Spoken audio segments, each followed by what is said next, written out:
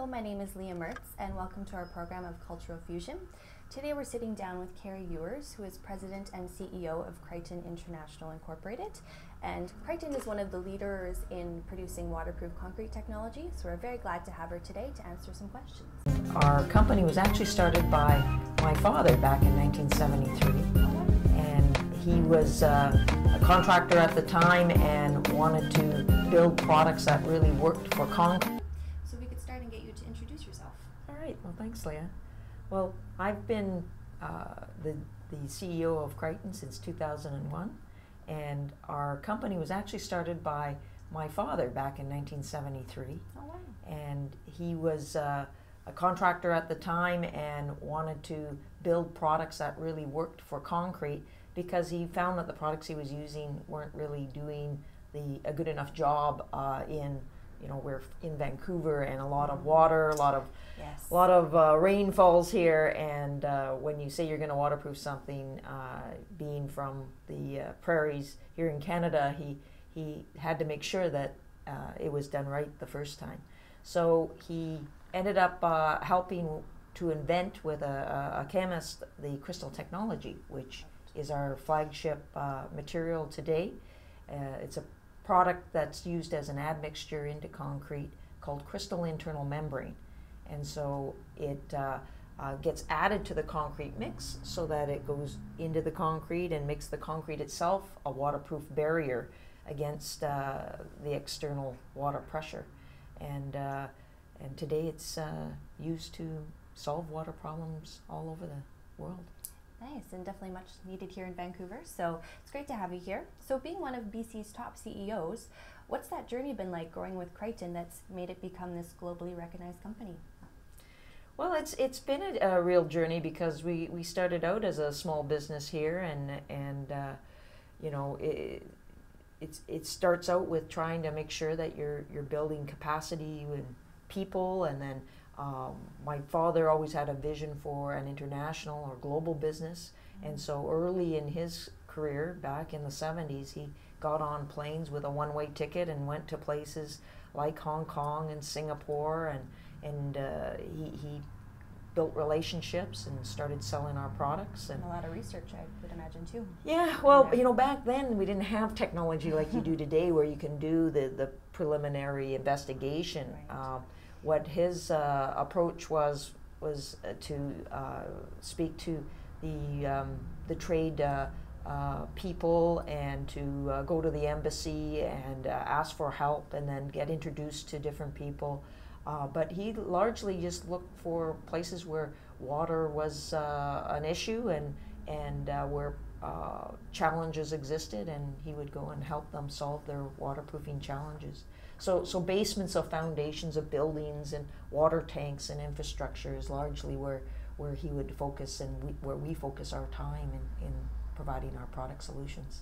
Very nice. And so what our crystal does is rather than put a barrier that can be scraped off or crack or peel and allow water in, our material goes into concrete and grows billions of hair-like crystals that grow through the pores and capillaries of concrete.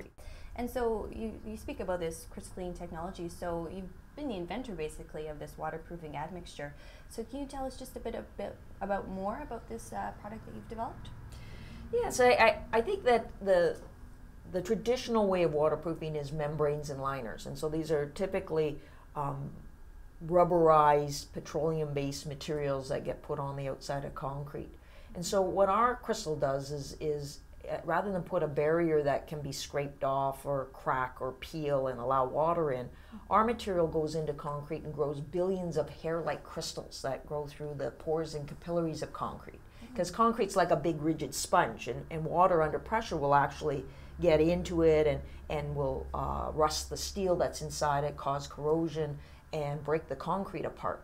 So what our material does is it puts that integrity into the concrete to act as a barrier against the water being able to push through. And what's really neat about our crystal that's different than a lot of other materials that claim to do similar things is it actually has the ability to self-seal itself. So it grows in the presence of water or moisture, so that crystals can seek out water, or if there's a crack that forms, crystals will grow in and tighten it up so that the water no longer can travel. So it has a self-healing effect, which is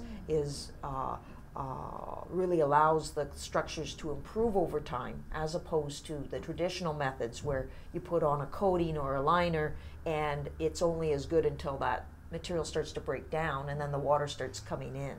And if anybody's ever had a basement leak in a house or other things, you know, those things never get better. They usually only get worse.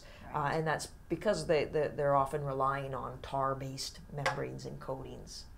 So that's where our crystal is used. It's also used as a joint system. So when you pour walls and floors together, the weak place for water to come in is between the wall and the floor, or the wall-to-wall intersection. And so we have a joint system called crystal water stop system.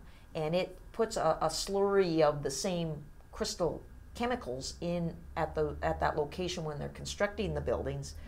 And a triangle of crystal water stop grout that acts as a physical and chemical barrier. So it also improves over time. So if there is any seepage or settling, the crystals can generate and shut that off. And that's far superior to, again, the plastic or rubberized type systems that are typically used in those locations. Right. And speaking of certain locations, what are some of the biggest projects and landmarks and buildings that you guys have been a part of? Well, we're really proud of our presence here in Canada and certainly BC. The Lower Mainland is full of hundreds of projects built with our crystal technology. Most notably the False Creek waterfront, places like Cooper's Key, developers, typically developers who are building projects that they own and retain, or they know their maintenance costs. So places like Intrawest in Whistler, they used our products for 2 decades to build better structures that would stand up against a lot of water runoff and so forth. But builders that own and retain. So going farther afield, people like Marina Bay Sands. The Sands Corporation used our products for the 3 towers that are in Singapore. You might know that project because it has the Sky Park. It's about 3 football fields long with the infinity pools on the top.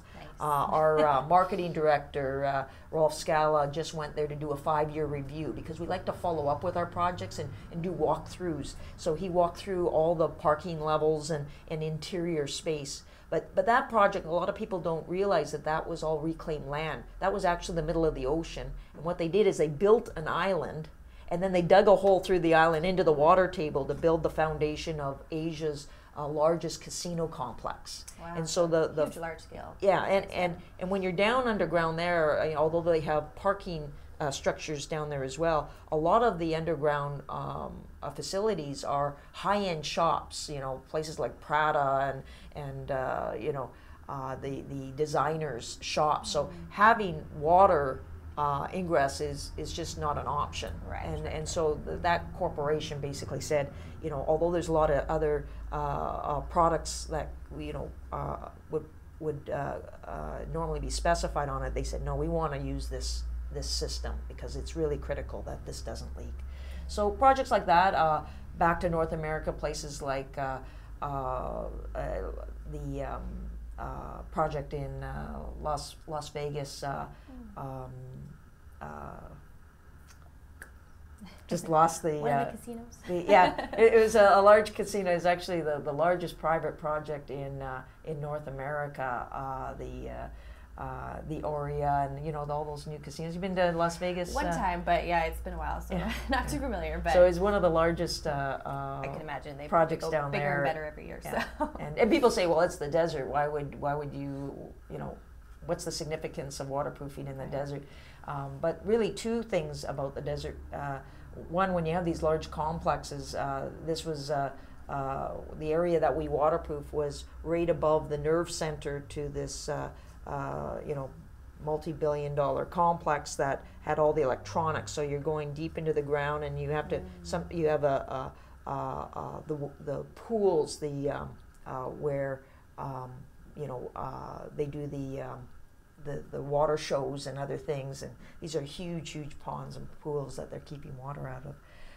The other aspect is that a lot of times you will go into the ground, you'll hit aquifers. So there's huge aquifers under the desert as well, and there is water and corrosive conditions under some of these areas. Interesting. I think that this recent trip was really timely because we are working very closely with a number of organizations in China, and namely the Beijing Maple Real Estate Company, which signed a collaboration with us for.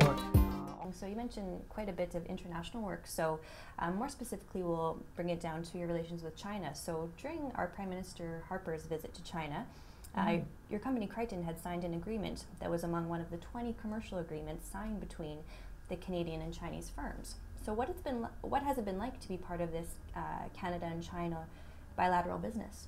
Well, I think it's great. I think anytime that we can get high-level government involved to connect and to put a limelight or spotlight on business and business collaborations, I think that's an excellent thing.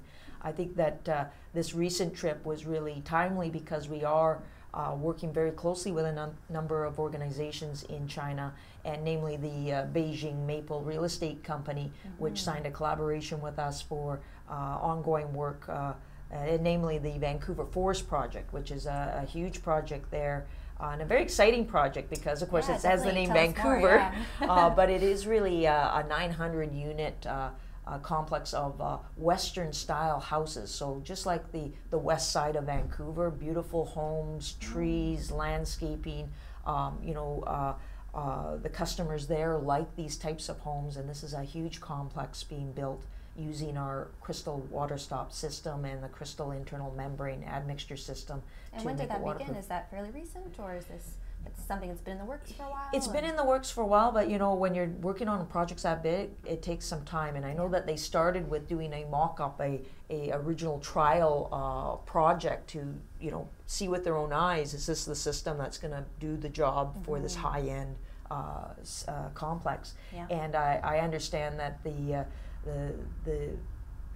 general manager came in and could see that it was just unbelievably superior to a lot of the other systems they were looking at, and so it just became a decision to go ahead. I understand though that they were, a lot of their expertise also came out of Canada. The general manager of the company was trained in Toronto, and I believe he's knew of our reputation of building structures here. The architects came out of Vancouver as well.